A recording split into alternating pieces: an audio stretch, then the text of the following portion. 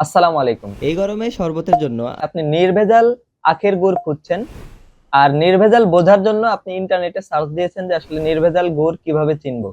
তো ইন্টারনেটের মাধ্যমে আসলে আপনি 100% নির্ভেজাল চেনার যে উপায় সেটা আসলে বুঝতে পারবেন না। কারণ কোনো জায়গায় আপনি দেখবেন যে গুড় যদি শক্ত হয় আখের গুড় তাহলে সেটা ভেজাল।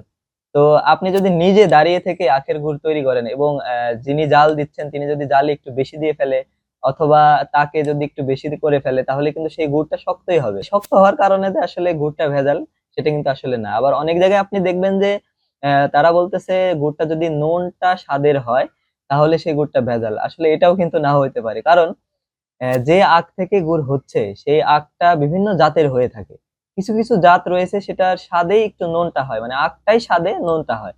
আর সেই আখটা যদি ছায়াযুক্ত স্থানে থাকে এবং নিচু জমি হয়, সেখানে পানি জমে বা এরকম একটা ভাব থাকে, তবে সেটার মিষ্টতা কিন্তু কমে যায়।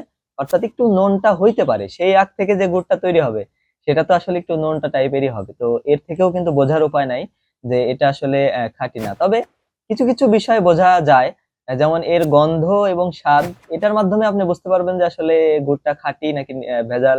অথবা আপনি যখন মুখে দিবেন গুড়, তখন কিন্তু পুরোটাই ধীরে গলে যাবে। এর কোনো অবশিষ্ট থাকবে না।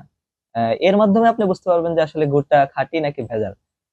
তো এই সামান্য কিছু বিষয় আছে। এমন আবার যদি আপনি একটু পানিতে মেশান, এটা ধীরে গলে। মানে হুট করে গলে যাবে না। তো এই কিছু বিষয় আছে যার দ্বারা বোঝা যায় যে আসলে এই গুড়টা খাঁটি নাকি ভেজাল। সবচাইতে বেস্ট যে সিস্টেমটা সেটা একটু বলি।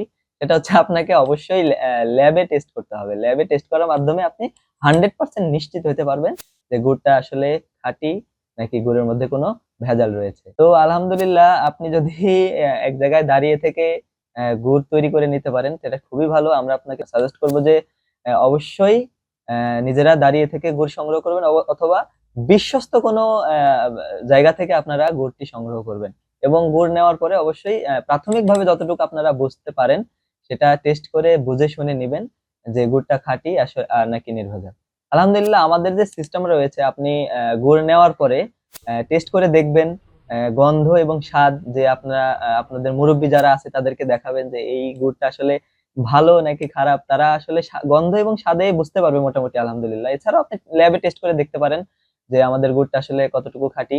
আলহামদুলিল্লাহ আমাদের সংগ্রহে আখের গুড় রয়েছে, যেটা এটা আখের দানাদার গুড়। মাশাআল্লাহ। এর গন্ধ এবং স্বাদ অবশ্যই আপনাকে মুগ্ধ করবে।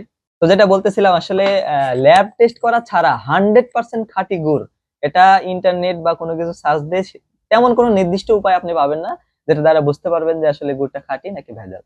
ধন্যবাদ।